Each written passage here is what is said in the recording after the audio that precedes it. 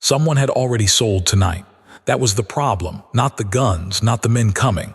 The fact that somebody close had decided his life was worth cash.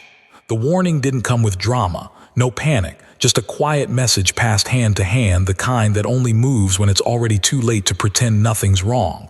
They're coming. Tonight, most men would disappear, switch beds, call soldiers, light up the streets with protection. He didn't move an inch. He stayed exactly where they believed he'd be. But belief is a dangerous thing when it's fed the wrong detail.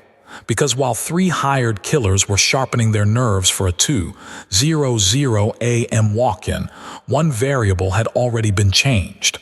One angle they didn't see. One decision that turned hunters into bodies. To understand why that mattered, you have to understand where he stood in that moment. October 1929, 32 years old, too young to be feared, too smart to be ignored. He wasn't a boss yet, that made him more dangerous. He worked under the most powerful Italian figure in New York, a man who believed loyalty meant obedience and tradition meant survival. But this kid didn't move like the old men. He didn't talk like them, didn't wait his turn.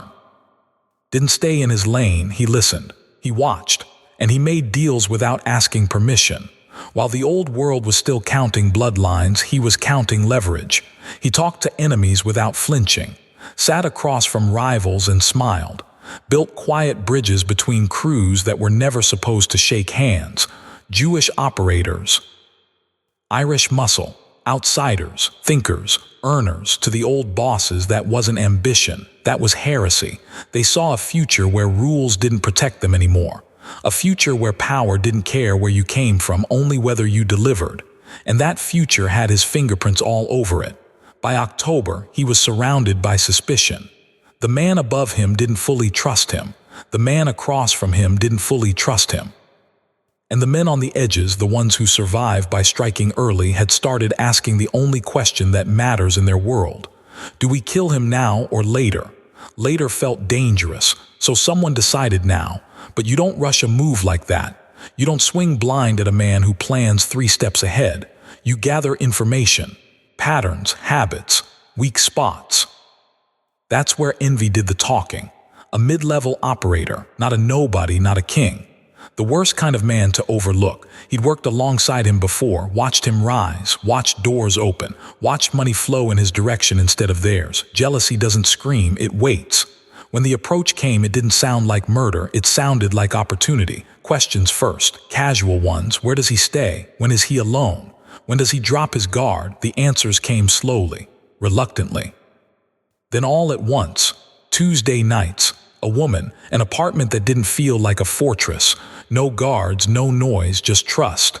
Money closed the rest of the conversation. Half now, half after. What that man didn't realize was the moment he opened his mouth, he stopped being useful. And in this world, useless men don't age well. The killers arrived quietly. Out-of-town types, clean, patient, staying somewhere nobody would remember. They didn't rush. They just waited for the clock to catch up. And it did. That same afternoon, a door opened without knocking. A man who didn't waste time walked in and shut it behind him. The look on his face said this wasn't gossip. It was real. 3 guns, fresh faces, asking the wrong questions. Tonight, silence filled the room. Most men hear that word and feel fear. He heard structure. He didn't ask how to escape. He asked where they expected him to be. Because when someone thinks they know your position, they stop looking for you anywhere else. And that night, while the city went asleep believing the story it had been told, he walked straight into the trap, calm, unguarded, exactly on schedule. Just not where they thought he'd be when the door finally opened. And somewhere across town, 3 men checked their watches, confident they were about to end a problem forever. They had no idea they were already walking into their own ending. The apartment wasn't supposed to feel dangerous. That was the trick. 2nd floor walk-up, quiet block. No guards posted downstairs. No unfamiliar cars lingering too long. The kind of place killers liked because afterward nobody asked questions. He arrived alone. No driver. No entourage. Just a coat pulled tight and a slow walk from the subway, eyes working without looking like they were. He let the night watch him. Let anyone following get comfortable. The door opened on a smile that didn't belong in this story. She was young, beautiful, still believed life came with explanations. Broadway lights in her eyes. No idea that her living room was about to become a crossroads. "You're early," she said. "Plans changed." He kissed her cheek like a man with nothing on his mind, stepped inside like he wasn't carrying tomorrow on his shoulders. She felt it anyway. People always do. He didn't waste time dressing it up, didn't invent excuses, he just gave instructions. "You're staying with your sister tonight." Her smile faded, confusion crept in. "Tonight, not later, don't call, don't come back until morning." She asked why. Of course she did. He didn't raise his voice.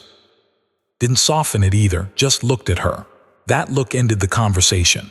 15 minutes later, the door closed behind her, footsteps down the stairs, gone. Now the apartment was honest. He locked the door, all of it, chain included. Then he walked the space like a chessboard, windows, angles, shadows. The fire escape outside the bedroom window, the hallway that funneled movement in one direction. They would come through the front door. Quiet, controlled professionals. And they would go straight for the bedroom because that's what they'd been sold. He didn't touch the bed. Instead, he opened the closet and pulled out something he'd placed there long before tonight was scheduled. A bag nobody noticed. Insurance nobody questioned. Steel. Weight. Certainty. He checked the weapon the way a man checks a watch. No rush. No doubt. Then he took a chair in the living room and shifted it just enough. Not visible from the hallway, perfect view of the bedroom door, he sat and waited. Hours passed the way they always do when you're listening instead of sleeping. The city breathed, pipes knocked. Somewhere a car horn cut through the night and vanished. Then metal whispered against metal, so soft it would have been nothing to anyone else. The first lock gave, then the second. Then the third. The door opened slowly like it didn't want to admit what it was letting in. 3 shadows slid inside. They moved well, confident, weapons already in hand. The kind of men who expected surprise to do most of the work. They paused, letting their eyes adjust. He didn't move. They headed for the bedroom in single file just like he knew they would. No scanning, no hesitation. The bed told them everything they wanted to believe. Empty. Confusion flickered, a whispered word, a half step backward. That's when the room changed. "No," he said calmly, "I'm here." They turned together, bad timing, worse spacing. 3 men trapped in a narrow hall, instincts colliding with reality. One of them recognized him. Recognition doesn't save you, it freezes you. He told them to drop the guns. Nobody listened. One of them tried to be brave. That was the mistake. The first shot ended the argument. The second erased the doubt. The third man didn't fight. He ran. And in that instant, between the echo of gunfire and the sound of footsteps tearing down the stairs, a single truth settled into the apartment. Someone was going to talk, and whoever had paid for tonight was about to find out just how expensive that decision had been. But the real danger hadn't arrived yet, because the men on the floor were only the beginning. The message was still traveling. Silence came back slowly. Not peace, just the absence of movement. 2 bodies on the floor. Blood spreading where confidence had been seconds earlier. He didn't rush toward them. Rushing is how you miss things. He listened first, counted breaths, counted seconds, nothing else. He checked them anyway. No pulse, no surprises. Professionals to the end, which meant someone professional had paid for them. He crossed to the window, looked down just in time to see the third one disappear down the street, running crooked, wounded, desperate. Not fast enough to come back, fast enough to talk. That was fine. He picked up the phone himself. No hesitation, no panic in his voice, just facts delivered clean. A break-in, armed men, self-defense. When the police arrived, they found exactly what he wanted them to find. Locks damaged. Weapons in the intruder's hands. A man sitting calmly, gun on the table, hands where everyone could see them. He didn't over-explain. He never did. He let the scene speak. And it did.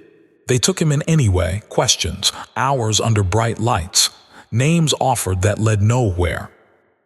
Motives that stayed vague. He didn't lie, he just didn't give them anything useful. By morning they had no case. Self-defense doesn't argue back. When he stepped outside, a car was already waiting. The driver didn't ask questions at first, just drove. Finally, one slipped out. How'd you know?